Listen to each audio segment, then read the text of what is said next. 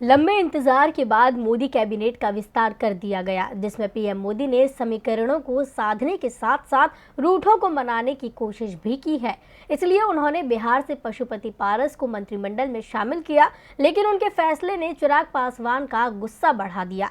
इसलिए वो सीधा दिल्ली हाईकोर्ट पहुंच गए हैं और इस विस्तार को लेकर याचिका दाखिल की है। एक वक्त था जब चिराग पासवान खुद को पीएम मोदी का हनुमान बताते थे, लेकिन सियासी फायदों के लिए मोदी ने अपने हनुमान से ऐसा नाता तोड़ा कि अब उनके दुश्मनों को ही अपनी टीम में शामिल कर रहे हैं। चिराग को चित करने के लिए जहां पहले जेडीयू ने पशुपति पारस का साथ दिया, तो वहीं अब पीएम मोदी ने उन्हें अपने मंत्रिमंडल में शामिल कर लिया है, जिसे लेकर चिराग पासवान ने मोर्चा खोल दिया है और वो सीधा दिल्ली हाई कोर्ट पहुंच गए हैं। उन्होंने पशुपति को मंत्री पद मिलने के बाद दिल्ली हाई कोर्ट में याचिका दाखिल की है। इसी के साथ ही उन्होंने कहा कि पार्टी विरोधी और शीर्ष नेतृत्व को धोखा देने के कारण एलजेपी से पशुपति पारस को पहले ही निष्कासित किया जा चुका है।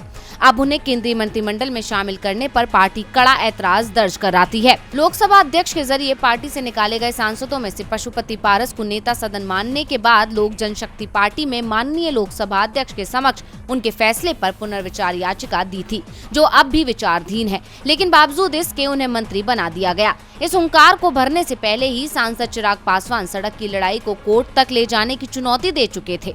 पिछले दिनों उन्होंने पीएम मोदी पर निशाना साधते हुए कहा था कि मेरी अनुमति के बिना एलजेपी से निष्कासित सांसद पशुपति पारस को केंद्रीय मंत्रिमंडल में शामिल किया गया तो मैं कोर्ट जाऊंगा, क्योंकि पार्टी का राष्ट्रीय अध्यक्ष मैं हूं और पार्टी भी मेरी है। इस चेतावनी के बावजूद पीएम मोदी ने चिराग की एक ना सुनी, इसलिए अब उन्होंने चाचा के साथ साथ पीएम मोदी के खिलाफ भी आर पार की लड़ाई शुरू कर दी है।